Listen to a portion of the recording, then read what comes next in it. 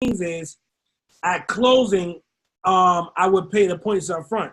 But normally my lenders, they just roll the points into the loan. All right. So I hope that answers your question. But that's when they say, hey, look, when you're talking to hard money, they might say, well, look, I'm 4 points and 13% a year, or 4 points and 16% a year. But when you're dealing with hard money, don't look at the cost of the money.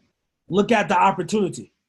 Because if you're going to make $70,000 in 3 months, I wouldn't focus on what you're paying, what the lender is making. Okay. Dave, I just unmuted you, so whatever you said, he couldn't hear you. Oh, no, I was just agreeing. I said, okay, right. That makes sense. Okay, so I got another question then. I got a few questions, actually, bro. So my next question is, so what's the minimum amount that you would say, like, say I do a deal, what's the minimum amount that I should be looking for to consider it worth it? Okay. Like, right. At what point? All right. Like at what point would you say, like, say I only made like $5,000 on the deal, and it took me, let's say, 3 months? Is that a good deal, a bad deal? So. That's a bad deal.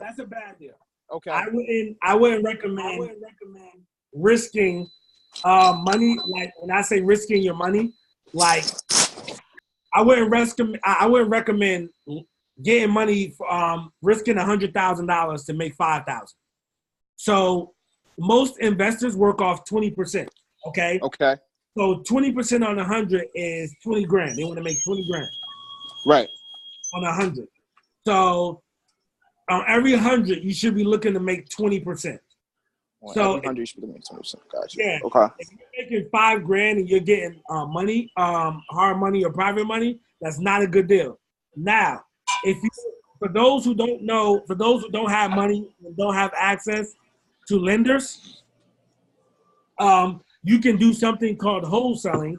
And wholesaling is basically flipping houses with no money and no credit. Now, if you're flipping money with no money and no credit, and you make $5,000, then that's a great day, because you put nothing into the deal, so your return is infinity. Nas. Yes. Let me everybody pay attention to this part. He's gonna give you the basics, the straight basics. He wrote a book on this too. I got the book. Okay. Straight basics of flipping a house with no money, wholesaling houses. And a couple years ago, he had me into it, and with his assistance, I flipped my first house with my first couple of letters that I sent out. I didn't keep it up, but he definitely assisted me with making a couple $1,000s. So, like, just Nash, just shoot him the basics from start to closing on how to flip a house. Absolutely. Okay. So this is how you can get started into real estate without having money. Because when you're dealing with hard money and private money, etc., you have to have money put up. You have to have money for payments. You might have to have money for points put up and for points up front. And you also have to have money when things go wrong. Because when you're rehabbing houses, things don't necessarily go right all the time. I will go as far as saying 80% of the time, something's going to go wrong. All right? So you have to have money put up for that. So if you're not in a situation like that, where when I was working these jobs making $10, $12 an hour, they have it's a niche called wholesaling houses. And you can Google wholesaling houses. You can go on YouTube. I have a YouTube channel. You can Google my name. Peanut will give you my name. You can Google my name, put my name in YouTube. You'll find all my content. Now, wholesaling houses is basically the art of flipping contracts. With wholesaling houses, it's basically you find a seller. This particular seller, you're looking for deep discount real estate. So you're not looking for any type of seller. You're looking for a motivated seller. All right? With this motivated seller, let's say their house is worth, the house is worth $100,000, right? And the house is worth 100 grand. I'm just going to explain the process to you. And this person inherited the house. The house hasn't been updated since the 60s. And this person know that the house needs work. They say, well, look, man, I'm looking about 50 grand for the house. And you say, well, let me take a look at it. Okay, you walk through the house and you say, you know what? I can give you $42,000 for this house. And they say, you know, we'll take that. How soon can you close? You say, I can close within 30 days. And once you get experience, you'll get more confident telling people you can close in 10 days. So you say, all right, I close in 10 days, 30 days. You then sign a contract with the seller for $42,000. Then you call Bob over here. You say, Bob, I got this house at 123 Main Street. I'm going to sell it to you for 50 grand. Bob says, you know, all right, let me go look at the house. Bob walks the house. Bob comes out the house. And then Bob says, hey, I'm going to take this house off your hands. Don't show it to nobody else. I'll give you the 50. So you say, okay. You then assign your contract to Bob. So you already have the contract between you and the seller, and then you have an assignment of contract, which is a separate document, okay? It's a separate document. It's a one-sheet piece of paper. You fill it out. He signs it. You say, Bob, I need $1,000 non-refundable earnest money to make sure you're going to close this deal. Bob says, no problem. He writes that check to the attorney or the title company. In North Carolina, we use attorneys to close on our deals. I think in New Jersey, North of New Jersey, they use attorneys. South New Jersey, they use title companies. So if you use an attorney, a title company, et cetera, they will write that $1,000 check to the attorney, okay? So they write that check to the attorney for $1,000, and from there, you send the paperwork to the attorney. The attorney at that point does a title search. If nothing comes back bad in the title, meaning no judgments, no liens, just maybe a small mortgage or whatever, or taxes. Let's say the title comes back clean. All right, on closing day, the buyer will wire in $50,000. Once the buyer wires in $50,000, the seller gets their $42,000, and then you will pick up your check for $8,000. And is for the buyer, it's a good deal because the buyer paid 50 cents on the dollar and needed about 20 grand worth of work, and then the buyer could sell it for 100 grand. So the buyer makes his spread, but you get your check at closing when he closes on the deal. So you get your money up front, and then you go look for the second deal. It's called wholesaling. Now, it's simple, but it's not easy. You will spend money getting in front of the seller. When I say getting in front of the seller, meaning you're going to do direct mail, you might do cold calling, so you might have to buy a list, you might drive for dollars, etc., looking for motivated sellers. You don't want just sellers that just list their house in the market. You want motivated sellers. 9 times out of 10, the houses that we buy won't qualify for a home loan, because in order to qualify for a home loan, the house has to be livable and tip-top condition. Even though the house might be livable, but if there's mold under the house, and I had this happen before, the bank will not loan them. So 9 times out of 10, the houses that we buy don't qualify for a loan. But that's just basically the process of wholesale houses.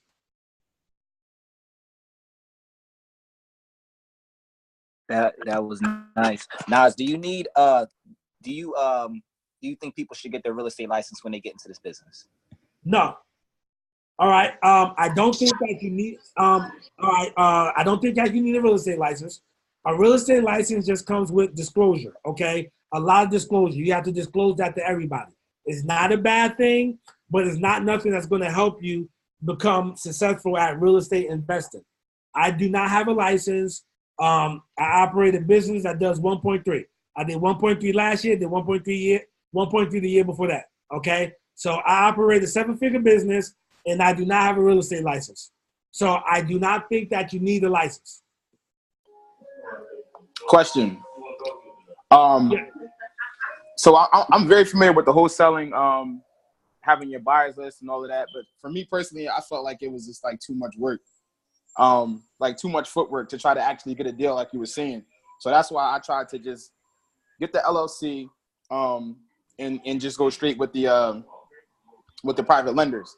But my question is, you was talking about the attorneys.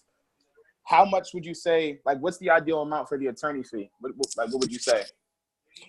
The seller side is normally about anywhere between $300 to $500 for the seller side, and the buyer side is about between $500 and $700. Okay, so if you're handling all the attorney fees, you're probably looking about somewhere between $800 and $1,200. And what you'll find is every attorney has different.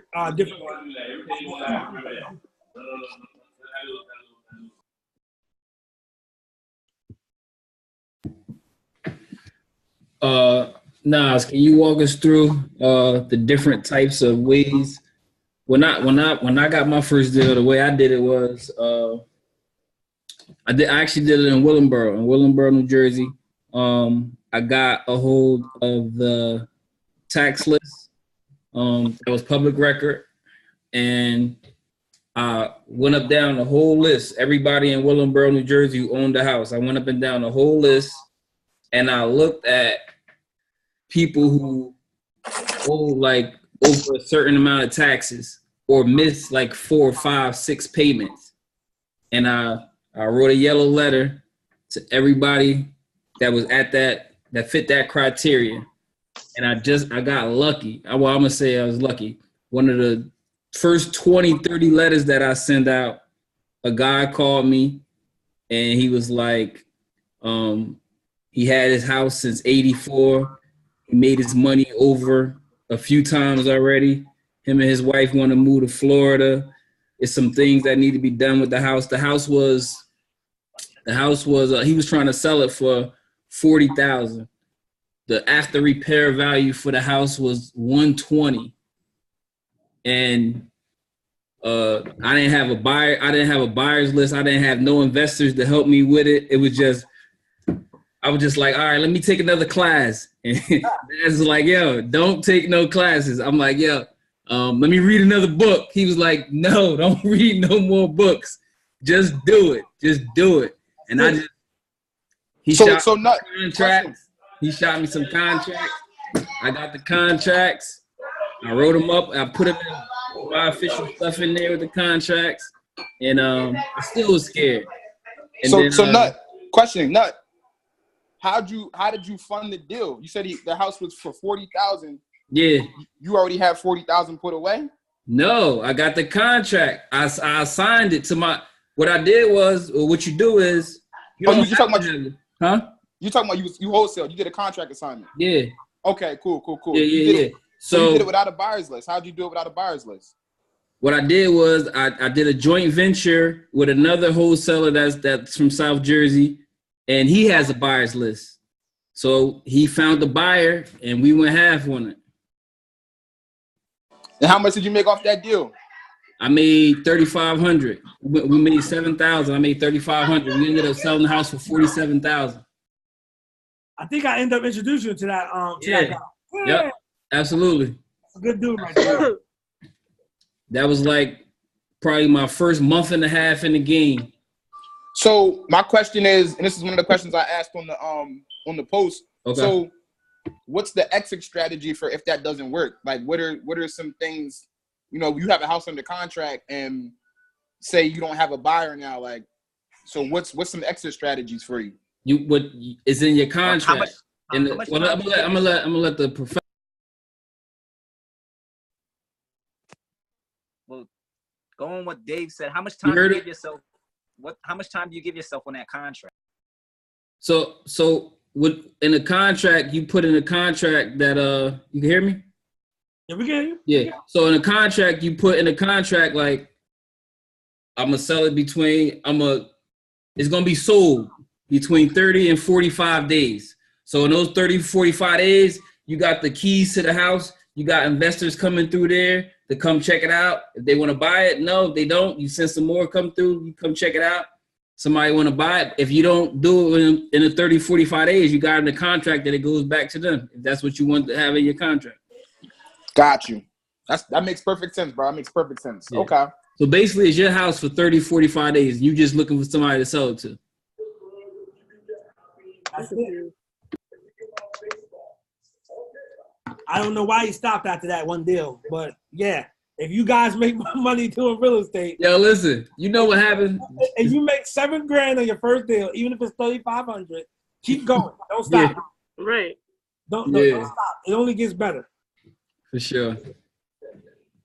That was easy. Friday, let me say last week, I brung in 40,000 in assignments. $38,000 in assignments. Bringing 38. One deal was 28. The other deal was 10. But Charlotte is on fire right now. So, you find a good deal, you can make that kind of money. But I tell you that not to brag, but to let you know the potential in the business by just assigning contracts. I did not own those houses. All I did was sign a contract to an end buyer who had cash, who was looking for houses. So pretty much you're the middleman between the buyer and the seller. That's it. You're a middleman. And what I was just talking about, that's on the low end. You still could do that with a $500,000 house. Yes. You can do that with $1 million house. Yes. Yeah. So I got a question. I'm sorry, I told you I got a bunch of questions, but I'm gonna be questioning you. Okay. So just speaking from myself, I'm gonna let you know exactly where I'm at. Like I said, I have my LLC. I have I just have my LLC. I just got it started. By the way, I did that with no LLC. Wow, that's crazy. That's crazy. Yeah, I this is what I tell people. I tell people, don't worry about LLC. That's not necessary. He told me to just go ahead. Just do it. Just go do your first deal. After you do your first deal, you make a few grand. Then, if you want to get your LLC, whatever, to protect yourself. Well, I got a lot of feedback. Probably got feedback from Natasha because I have a question and I'm muted. Okay. All right. What's your question? So I want to know if it's best for your first project to go in with a 203K or to go in with a hard money lender. Are you going to live there? No. Okay. Possibly. All right. It's an option. Okay. If you're not going to live there, I don't believe you can do a 203K. If you're not going to live there, but I'm not sure because I don't use that the traditional bank money. And when I say traditional bank money, meaning FHA and conventional loans. Right. All right. So what I do for my stuff, I do all hard money and private money.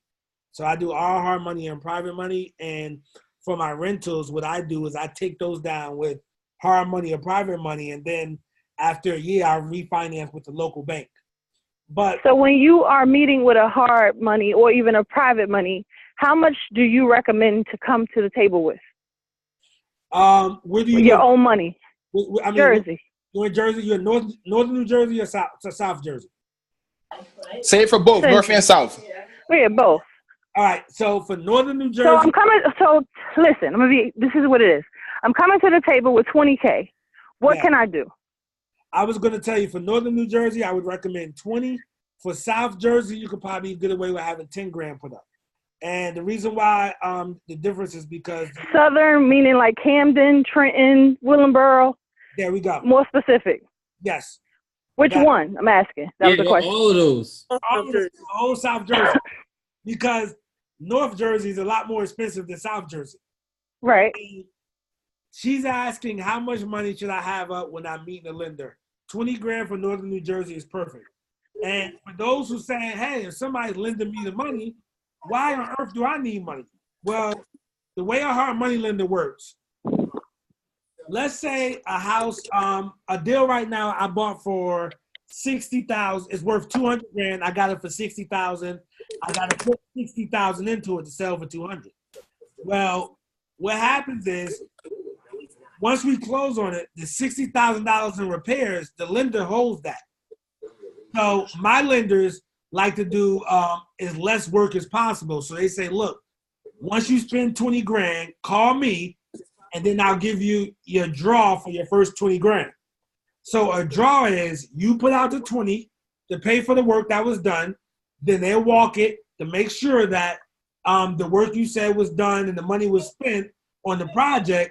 They will then refund you your 20. Okay, so they refund you your 20. So that's why you have to have money put up. And if the project go over, well, you can't get your final draw until the project is complete. So if that project go over, you might have 5 or 10 grand stuck in that house. And when I say go over, I mean go over budget. So I do recommend you having money put up. And for North Jersey, being that it's so expensive up there, I think 20 is a good number. I think that's a gem. Going back to the 203K, I've used that loan. You do have to live in the property, and just it's a little bit more red tape you have to go through. It does go on the draw. They do use the draw system as well, and you have to get periodic inspections from the bank. So you probably stray away from that, Natasha. Do you recommend holding and doing a cash out refinance, or just flipping it and letting that fund your next project? It depends on your strategy. Okay, I've been involved in real estate for 12 years now. So I've been involved in real estate for 12 years. 2020 is hindsight. I wish I would have held one property a year. If I'd have held one property a year, I could probably cash out $1 million in equity. Especially the way Charlotte has grown. Okay, so it's spots in Charlotte that houses were $40,000 and $50,000 in 2011, and now the dirt in there costs $250 grand to knock down the house because they're building $700,000 houses because it's close to downtown. So I have to say it all depends on your strategy. Okay, it all depends on what your strategy is, what you're trying to do. If you want to do the buy and hold method, then then the cash out refi is great for that. If you want to flip your way, flip meaning that, hey, I want to make some $20,000, $30,000, $40,000, $50,000 hits, and then I'll put that money up, and eventually I'll invest for passive income once I really get my business rolling. That's a strategy as well. But it just all depends on the strategy you pick in real estate. But for those on the call who never done a deal before and just want to hop in rehabbing, rehabbing depends on a lot of variables. Your most important variable is going to be your contractor. All contractors are good until you actually get them in the project, and then you're going to realize they're not that good and they suck, and you don't really like to deal with them. So, horror stories do happen. People do right. Your contractor. What you want to do so you don't get screwed, meaning that you give somebody 5 grand, 10 grand, 15 grand, you don't see them again. You want to get with another investor and ask who their contractor is. All right. Now, here's the thing about that. You're going to realize if another investor doesn't know you or don't rock with you like that, they're not going to give up their contractor, not going to give up their lenders. Those are 2 things that they will not give up. Those are like the connects. So it's like the streets. They will not give that up. So you have to have relationships. You have to know people. You get to know people by going to meetup.com, type in real estate, type in your zip code, look for the real estate meetings in your area, and go there and start to network. Because you want to find out, what contractors are being used. Or if you see a contractor working on, you're driving by, you see a dumpster outside, you see people say, hey, look, who's the contractor? And I've done this before. And okay. You got your car? I got a project coming up in the area. I want you to bid on it. That way you can really see their work, and you can really see if they're doing an extensive rehab.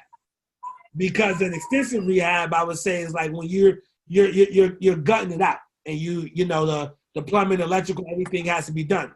Because the last thing you want, which happens a lot more than you think, is you give a contractor 10 grand and you don't see him no more.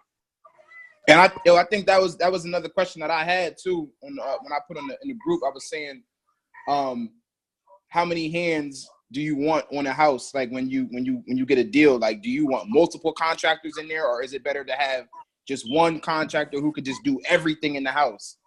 Like, what do you think is better? Okay, in North Carolina, if the project is 30 grand or over, you have to have a licensed GC. All right. If you're new, I recommend you try to look for a licensed GC, a licensed general contractor, so you get a copy of his license, his insurance, etc., so that if something goes south, he has something to lose. All right. Now to answer your question, what you're gonna realize that normally the general contractor really don't do shit. All he do is just project manage. The subs do all the work. The plumber, the electrician, he get guys to sheetrock the house. He get just regular, a guy staying at Home Depot or people on his team. He got an hourly wage, and all he do is just manage the project, make sure the project going well. So a general contractor really don't do nothing. Now you will find some contractors who actually get their hands dirty themselves, but a lot of times they don't. They just go around, growing their business and making sure everything is running smoothly. And so what I do, I just try to manage the contractor. And even though they might be licensed and they might not really do a lot of work on it, they got guys working for them, they can still suck. Take my word for it. They can still suck. Because what you'll find is a lot of them can't handle multiple jobs. They're going to say they can handle multiple jobs, but they really can't. Got you. That makes sense. So yeah, you just get a contract. It doesn't matter if they do everything. Now, I would not give, if you're doing your first rehab, I would be worried for handymen who do all the work themselves. Nah, bro. You don't want that. Right. Yeah. And that was my question. Like I said, I'm new, so I need to know everything. Yeah. Cool. Like if it's a rental, you can get a handyman. But if it's like something you have to retail to an end buyer, nah, bro. You want the right workers in there. Because I got a question. Yeah. I have a question as far as like the rentals goes, because eventually I want to flip until I have enough capital where I could do like a rental property, a couple rental properties actually. Actually, what my goal is, I want to own a trailer park. So yeah. So we'll see. But my question is, damn, I forgot my question. I forgot my question, bro. We're gonna come back to that one. Talking about the money, You was talking about the rentals. Takara, you got a question? I do. Would you be able to give us like at least 3 steps, like the first step, second step, the third step, like how to do it? Absolutely. Hey, what's going on? How you doing? I'm doing all right. All right. The first 3 steps. Okay. Your first step is you want to identify a motivated seller. Okay. So if you're broke, you don't have any money, which I had to start off driving for dollars. Driving for dollars, looking for ugly houses, beat up houses, houses with raggedy roofs, houses where the grass is too tall, houses that got a eviction sign on it. I don't know if they do the eviction sign in Jersey. I know down here they do. Whereas it's basically you have a note from the sheriff saying that somebody was locked out. Yeah, same thing. Okay. So you look for those. You write down the address. Okay.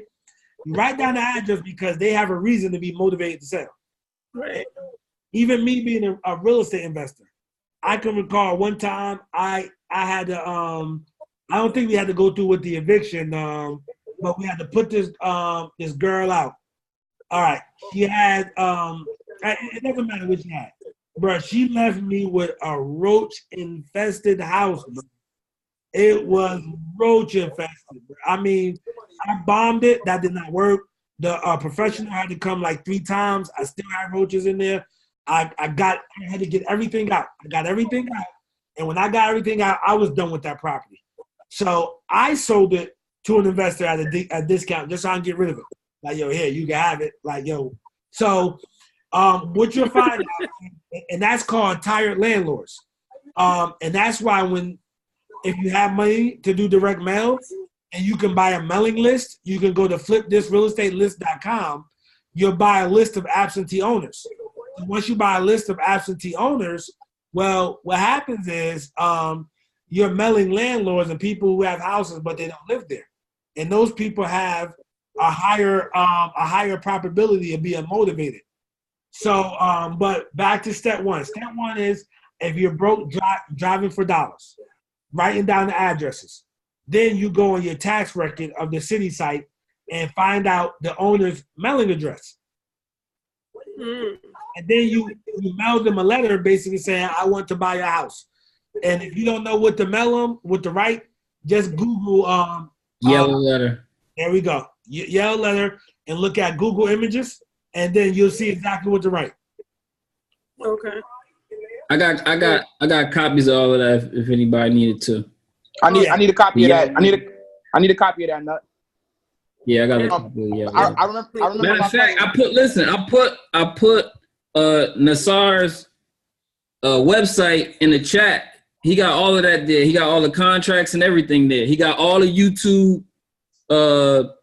He got all the YouTube clips telling you how to do all of that step by step that he's telling you now.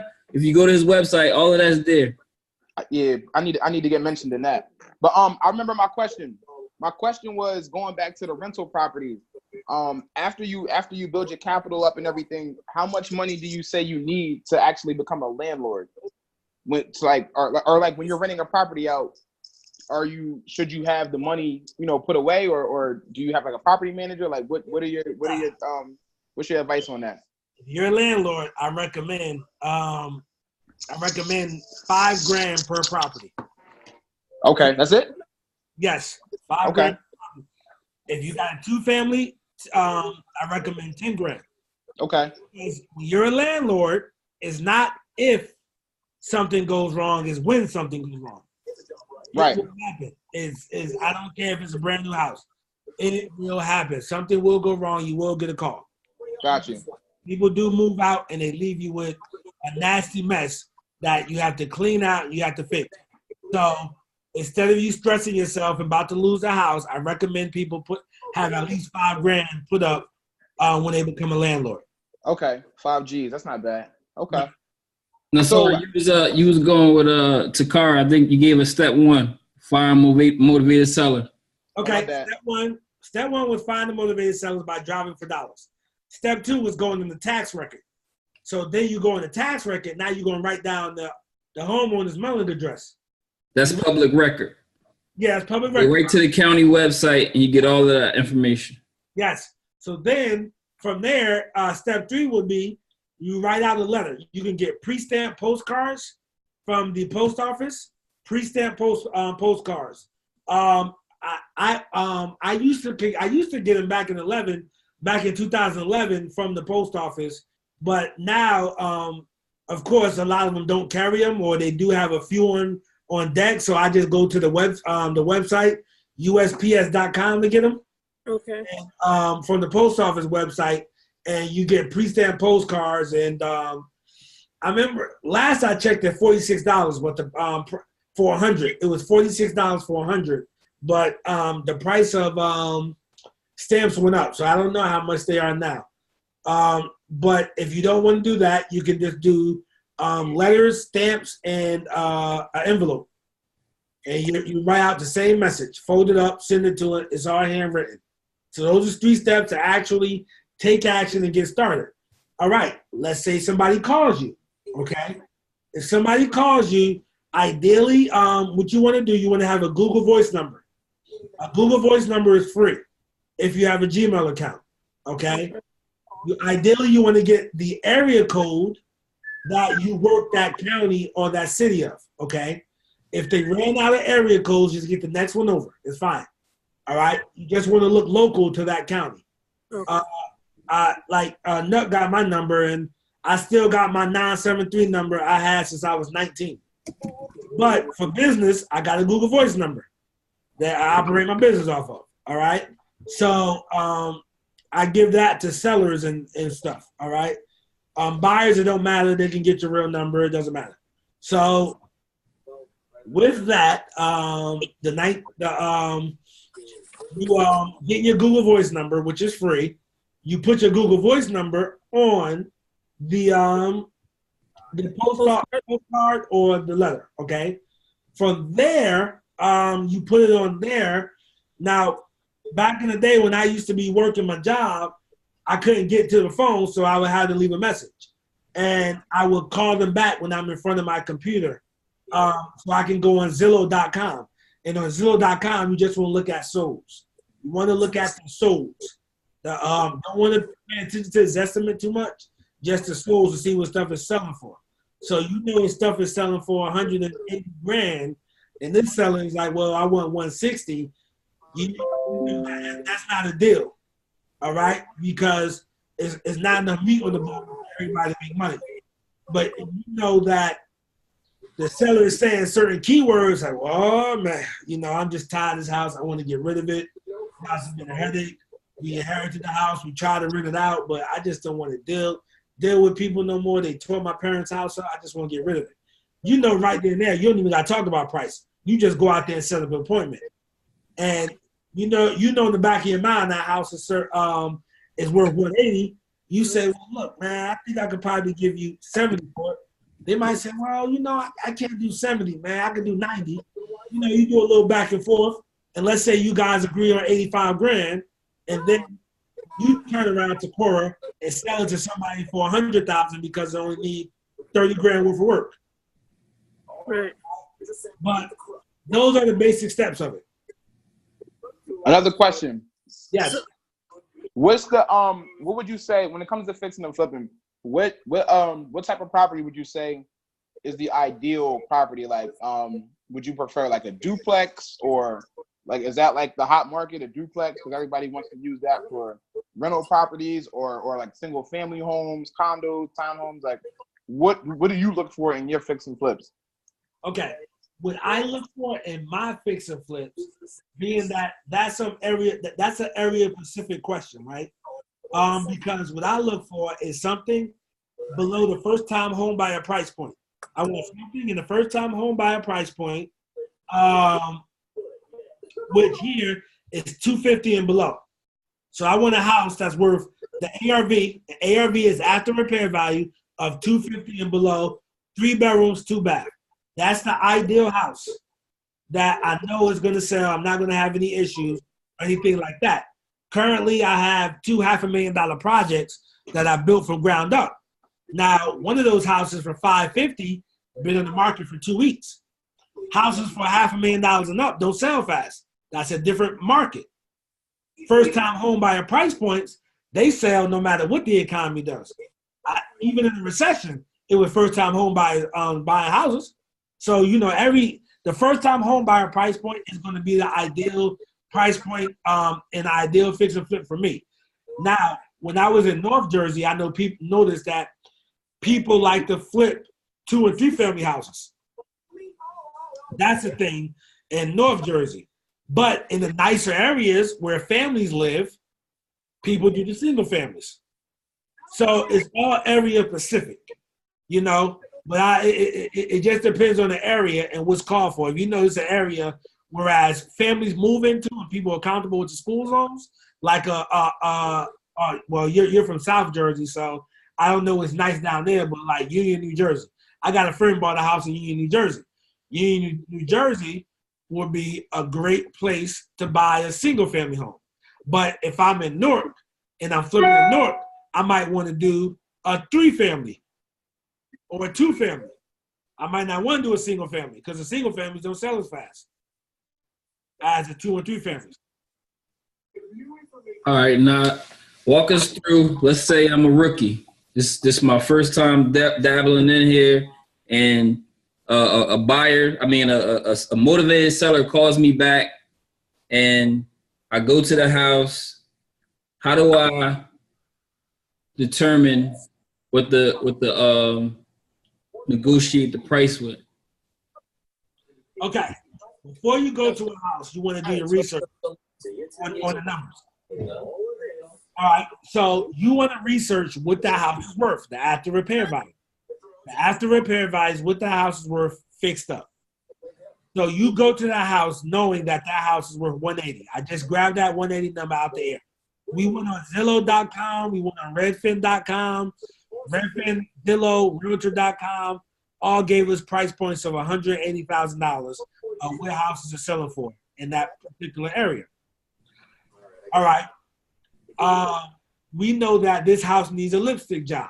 A lipstick job is only cosmetic, okay? That's cosmetic stuff, meaning that countertops, lights, light fixtures, paint, new flooring, carpet, countertop. That's all cosmetic stuff, all right? We're not moving around the floor plan. We're not doing none of that. It's all cosmetic. So a cosmetic job is probably about 30 grand or so. And if you say to yourself, I can't, I don't understand construction numbers. I don't know construction numbers. So what? It doesn't matter. You can still make money in this business. All right? Don't let that discourage you. I still mess up on my construction numbers. Like, don't let that discourage you. All right? So, with that being said, you go in the house, you know the house needs works. All right? So, all you need to know is an investor wants to be 70% all in at 180. All right? So, anybody can calculate what's 70% of 180? 70% of 180, that's probably what, 150 or something like that? 126. All right? 126, okay. All right. So you know an investor wants to be all in $126,000. Now, the reason why they want to be all in $126,000 is not because of greed. It's because of they have to pay. They got holding costs, which is their hard money costs. They got their holding costs. They got closing costs. They got 6% realtor commissions. All right. So 6% realtor commissions on 180 is 1 second. Just want to give you guys an idea. It's 10,800. All right. So they got like rounded out to 11 grand in just realtor commissions. So with that being said, they want to be all in 126,000. All right. So that should tell you that, all right, if this house needs a lot of work, it's worth 180. All right, I need to be at 70, 80 grand if it needs a lot of work. And he might say, yo, that's not going to work. I at least want 100 for it. So if you know the house is worth 180 and the investor needs to be at 126 and he wants 100, I will go say, take your chances. Say, hey, I'll sell this house for 110 and to somebody. And that person might say, yo, I can't do 110, but I can do 105 or 108. You still make some money, all right? Some money is better than no money. And what you're going to find is some of your cash buyers are actually contractors themselves, so they do all the work themselves. So a job that it cost me 40 grand, they could get it done on 20. All right? So when you're looking through the house, walking through the house with the seller, what I do is I ask open-ended questions. You know, so how long has the house been vacant? Oh, okay, all right. And I look for some type of common ground. If they're ashamed of the house, I don't be ashamed. I do this all the time. Me personally, I don't go in there and beat the house up. Some investors beat the house up, and what that does is it gives a tension between you and the seller. I want the seller to be completely comfortable with me, so I don't go in there and beat the house up. These houses are ugly and already, so the seller knows that. So what I do, I might find a crack somewhere, and I might just stare at the crack. I rub it, I touch it, just stare at it until they say, oh, yeah, that's when we had a water leak. And, oh, okay, all right. So they're mentally deducting the price of the house in their head. So I go through, I walk the house, I'm taking pictures of the house as I go through. And at the end, we go out, I say, look, we're definitely interested in the house. But, we're investors. So as an investor, I got to buy the house, put money in and make a profit. So you got to buy the discount. So that's where my offer is coming from. So they say, well, what do you have in mind? Man, I think I'm probably going to be around 80. 80? Oh, man, you think you can do 85? You know what? I might can make 85 work. And we agree on 85, and let's say the house does need this extensive amount of work, well, then I'll sell it for 90. I make $5 grand, I'm out of the picture, and then the end buyer got the project and he sells it. But that's basically how my conversation goes. But you want to do your research before you go onto a property. And this is why I recommend going to like local meetups so you can network and talk to people. Networking and talking to people and get. What time is it now? It's prime time. Shadow people locally. So at what point are you getting the house inspected? Like when you make the purchase, or no? I don't get my house inspected. No. So how do you know if like the foundation is cracked or something? It's going hand in hand. That ain't him to figure out. He ain't buying the house. The investor buying the house. So the investor gonna come through and look at everything. You gonna bring the investors through, and the investors gonna come through and look at it. They'll let you know. They'll determine that. Yeah, they'll determine that. But sometimes it'll be an obviously crack in the foundation. It will be obvious, whereas anybody can see it. But let your cash buyers determine the amount of work it is. You just accept offers. And it might be sometimes where you got the contract for 85 and your highest offer is at 80. So you might have to go back to the seller and say, look, I talked to my money partners, and my money partners, we can do what we can do is 75,000, man. That's the most we can do. And they might say yes, they might say no, but they say yes, then all right, you redo the contract, and now you assign that contract to the end buyer for 80 grand, and you made your $5 grand, and you can go your way. And, just think about this, how many jobs that you could just make $5 grand in one lump sum. So, it's still a good payday. For sure. Gotcha. I had a question. Yeah, Jay. It's a little bit off topic, Nas, but public adjustment. Like I just got into that like literally like a few weeks ago. I had a mentor put me on to that. Do you have any opinions or views on public adjustment? Am I wasting my time, you think, or is that something that you see with adjusters coming in the home and figuring out, if the home was properly cared for as far as like damages and stuff like that? Yeah, it's kind of crazy you said that. I remember years ago, right? So years ago, my father called me like, man, I found out about this business guy up here. And my father's still in northern New Jersey. He like, yo, you should do something. You should do something. You should do the public adjuster thing. You get your license and you work for yourself and you go out and you adjust these insurance claims, whatever, etc. So I'm thinking at the time I had a 6-figure real estate business. So I'm like, man, I'm not trying to fool with that shit. So I didn't pursue. I didn't look into it. I just said, all right. I just stuck to my real estate because I wanted to focus. Focus makes you rich. You can't catch chasing 2 rabbits. You're not going to catch none. All right. Chasing 1 rabbit, you have a chance. Okay. So I like to put all my focus on one thing to grow it, automate it, and then go on to the next thing. As far as a public adjuster, you can make great money. It all depends if it's right for you based off your goals. What's your goal? What are you trying to get to? What are you trying to accomplish? So, and that's the question you have to ask yourself. Then that's going to determine if it's something good for you. So, for example, I have my notary public. I don't tell nobody that here locally because I don't want to be a notary. I don't have time for that. But the reason why I got it years ago, a mentor told me like, man, since you got fired from your job, I had it since 2013. He said, yo, since you got fired from your job, in between closings, to keep you busy and to keep some money rolling in, you should become a mobile notary. And mobile notary, you make between 50 and 250 for real estate closings and car loan closings. Car loan closings and stuff. You go out there, you're notarizing documents. Well, fortunately, real estate's been going well for me. I never had to look into really actually doing that as a business. And I just been focused on real estate. And what you'll find is I did a whole bunch of, I got over 100 videos on YouTube. I got a blog. I got books out there. But after joining this mastermind a few years ago, I learned that I was doing too much. So I shut all that down and I just focused extremely on real estate. And when I did that, I did $500,000.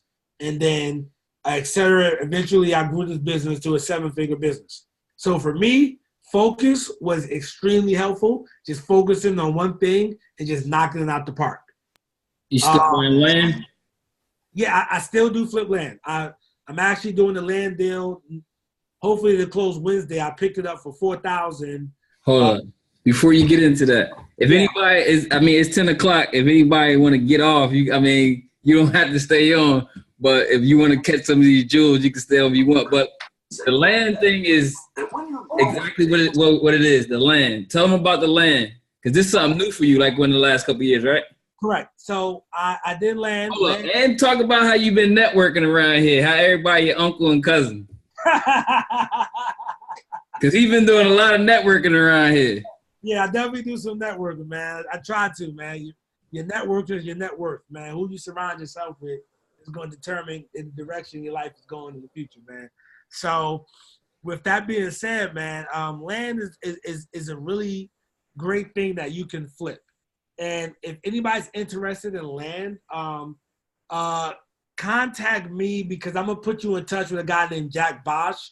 Jack, Jack, Bosch, Bosch. Now, just to be in disclosure, he does have courses. His course is about $1,200 or $1,500 or $900, but he does have payment plans too. So his courses do cost. However, I did one deal here in Charlotte, and I made $246,000 on that one deal. So I made a $250,000 on one deal, flipping land. It was 1.3 acres in a hot zip code in Charlotte where they're doing a lot of developing. Picked it up for 90, sold it for 360, 370. I ended up making 246. I remember that. All right. What did they build on it? I'm sorry, what'd you say? What did they build on it?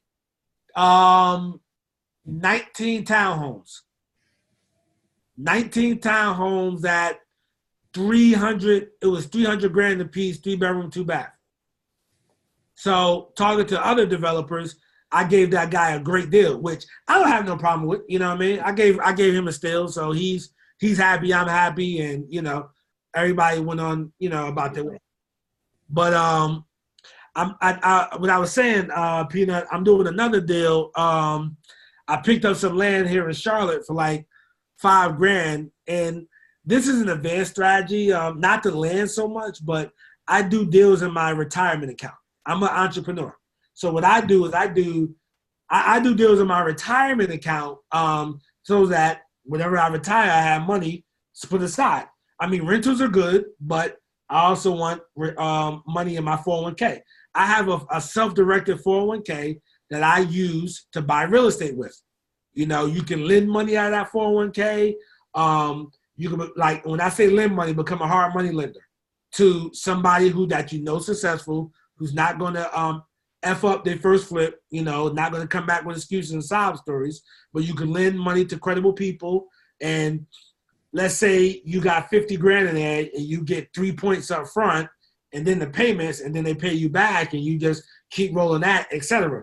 But anyway, I'm doing a deal bought for $4,000 in Charlotte.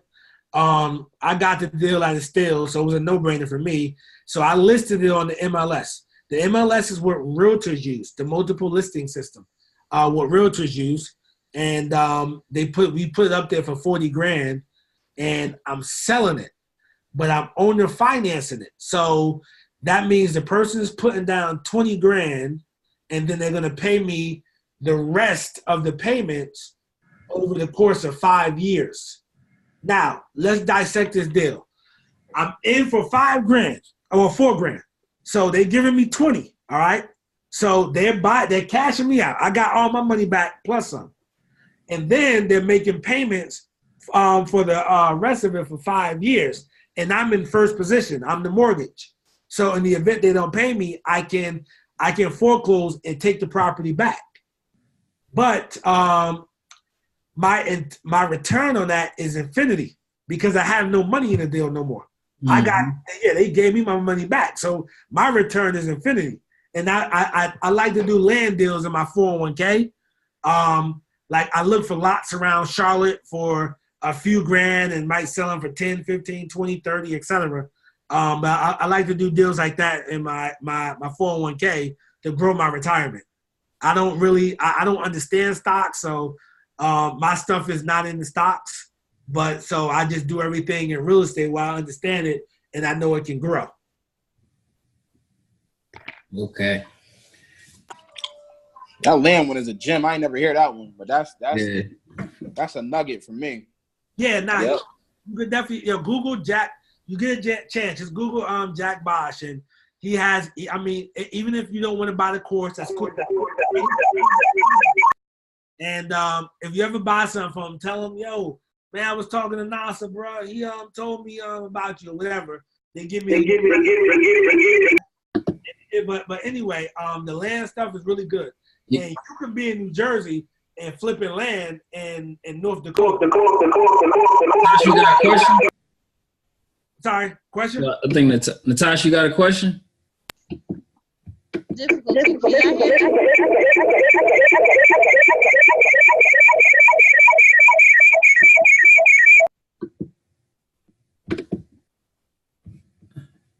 We got a lot of feedback. Yeah. All right. Okay. Natasha. That's because you got the other phone, I think, on.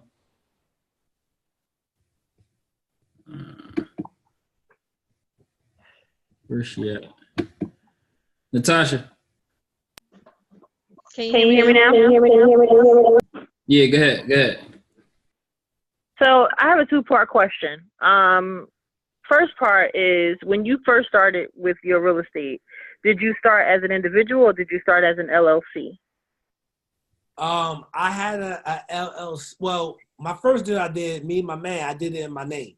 Now, I had a entity from when I was in Jersey, a LLC, from when I was in Jersey, because I used to. Well, I thought I was gonna go to New York and go to the places where you gotta have a business entity to buy some wholesale to sell like on the internet, and that didn't work out for me. So I did have one, and I used to operate under that LLC when I was when I started doing my real estate deals until I was told that that's not. I had to get a North Carolina LLC. etc., because I wasn't registered to do business or whatever. So I just went and got me a North Carolina LLC. Now, just to answer your question though, to do your first deal, you don't need a LLC. Just flip the house, make the money, and then get the LLC, because the LLC is ultimately for protection. That's all it is. Right. So the reason why it was a two-part, and with your answer, you just turned it into a three-part, is because my question is, do you have each property in its own LLC that you're holding? Do you hold anything, or do you flip everything? No, I hold stuff. I have a entity for my holds, and I have another entity for flips and wholesales. All right. So my entity for holds is for long-term stuff. Anything over, I'm gonna hold over a year and a day. Okay. Or something that cash flows. So I'm operating under two different entities. Okay. So for people who have is it just one LLC? Is it an S corp? What is it? I got for the ones that you're holding. For the holding, it's just an LLC, because passive income is taxed as earned income. So that is just an LLC. Now my flipping one is an LLC, but it's taxed as an S corp. So I have to pull a salary, and I save myself money, because I don't have to do the self-employment tax on that. Got it. So the third part of that question is, for your deals that you're going in personally, are you going in as a personal guarantor, or are you strictly using business credit? Personal guarantor. I'm the personal guarantee with my the hard money lenders and with the banks who lend to my LLCs, which only which you'll find is local banks do that. The bigger banks will not touch those, but the local banks, and I'm the personal guarantee. From what I was told, once you build trust with the local banks, then they won't make you sign as a personal guarantee. But I'm the personal guarantee. Now, just to it's 12 people left on this call. It's getting late. Just to explain that to what's a personal guarantee. Basically, it is a hard money lender. Once you get a hard money loan, they're gonna make you sign as a personal guarantee, meaning that if I sign as a personal guarantee, not only if they got to take back the property, not only can they take back the property, but they can also come after me personally. Okay? It doesn't report on my credit unless it goes bad. Okay? So that's what a personal guarantee is. Basically, in the event everything goes wrong and they got to take back the house, they also have the option to come after me personally. So did you personally want to do that, or have you not gone through the process of establishing business credit yet? Was that a choice, or you just haven't done the business credit route yet? Because the reason why I have yet to find someone who does what I do, says, hey, I have business credit and my business credit is good, I don't have to sign as a personal guarantee. Okay, well, let's talk, because I got business credit. Okay. and I see people on the internet like say these things, but they don't do what I do, and it's like, what the hell? Like, I talk to other investors, and they like, man, yeah, I had to sign the personal guarantee. I had to sign a personal guarantee. Now, some banks do offer, once you get in the multifamily space, some banks will offer you loans, a non-recourse loan. A non-recourse loan meaning if we foreclose on that property, we only take back the property. We don't go after you. We don't go after your credit. We're just good. Now, local banks will offer non-recourse loans, but that's the best I ever heard someone get. Okay. Yeah, but that's me personally. But I'm personal guaranteeing all my stuff. So in the event I can't pay these people or et cetera, then yeah, they can come after me personally.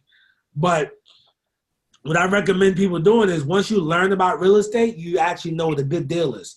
I got some stuff now that, like a lot of my rentals, I can do fire sales on them. A fire sale meaning that I can sell them and, make great money on them and, cash out, and the other person still have meat on the bone. So, yeah, it's always important to buy right up front.